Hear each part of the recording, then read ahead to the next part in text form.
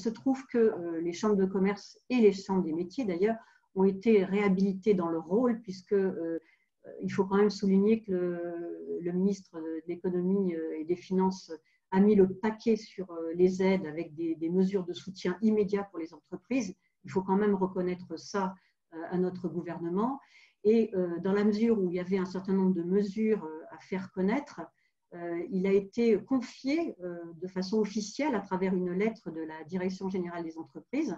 Il a été confié un rôle complètement essentiel qui est un rôle tout bête, c'est de relayer l'information et l'aide aux entreprises. Alors vous savez qu'il y a à peu près 128 CCI en France, vous avez des niveaux départementaux et des niveaux régionaux, idem au niveau des chambres de métiers.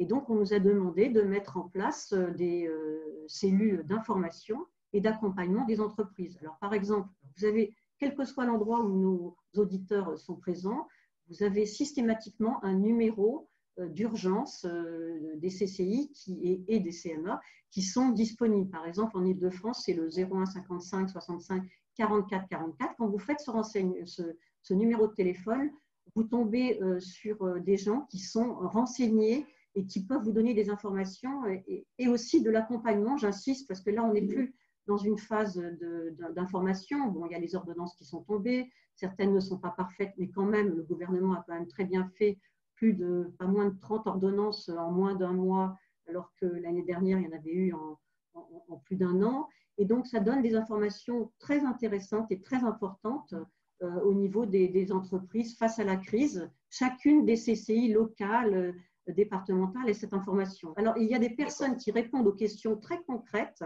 Souvent, les questions, c'est quoi? C'est les aides qui sont accordées pour les baisses d'activité, c'est le chômage partiel, c'est les informations relatives à l'ouverture des entreprises, l'accompagnement. Je voudrais quand même rappeler que les mesures du gouvernement sont au nombre de 9. Certaines ont été citées par les précédents intervenants.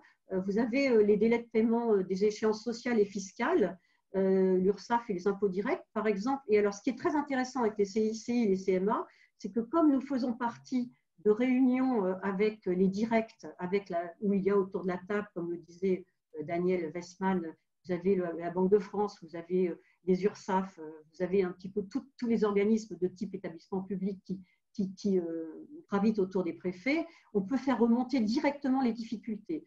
Un exemple sur ce type d'aide,